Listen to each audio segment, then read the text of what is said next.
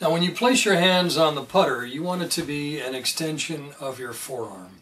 You have in the middle of your palm here, you have a lifeline, and you want the edge of this putter grip, from this flat spot, you want the edge of that putter grip to be seated in your left hand on that side. So as you grip this putter in the left hand, you don't want it in the palm like this. We'll talk about why and how to check this in a little bit.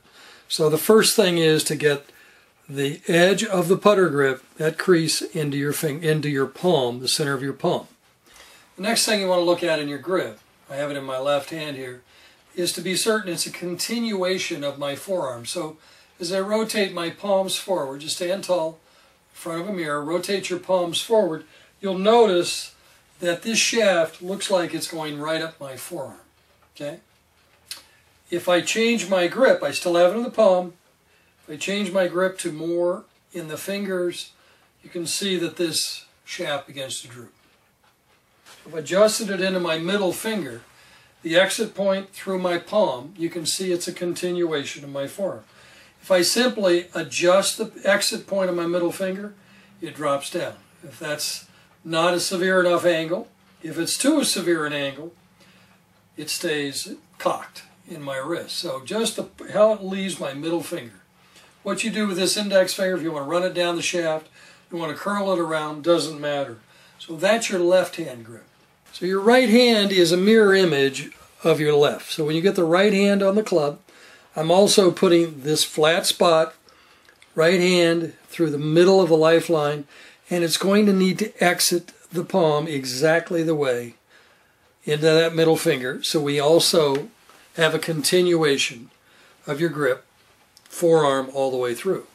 When you grip the putter, you want opposing palms. And you can see now when I rotate my forearms forward, totally relaxed, and then that grip is a continuation of my forearm. If I move it in the middle, just a little bit on that middle finger, you can see how it drops down.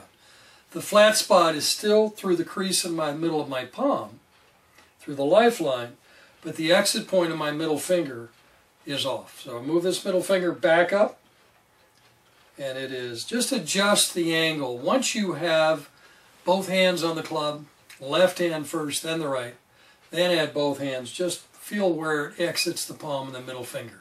What you'll find is you'll have an unrestricted stroke. Let's take a look at what that means. Now I have set the grip in both hands, so it's a continuation of my forearm, just as I just showed you. I'm in my balanced stance width, at my ball position, and I make a long stroke. So let's say you're going to have a 90-footer here. You see the freedom I have as I make this stroke?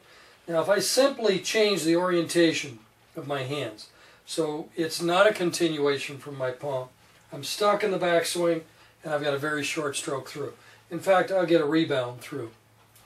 If I can adjust those middle fingers so it exits my hand just perfectly, see the freedom I have and the length of that stroke? Again, I go back, grip it more toward the fingers, so it's not a continuation of my palm, and I get stuck here trying to get the putter through.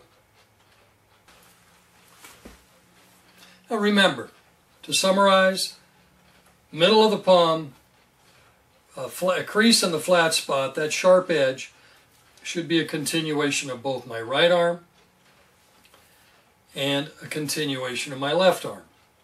I make that a continuation based upon the point, my middle finger, that the grip exits my hand. So if I change the point, if I simply wrap this middle finger around, no longer is it a continuation of my forearm. Bring that middle finger back up, you'll get comfortable with it. You'll find that exit point.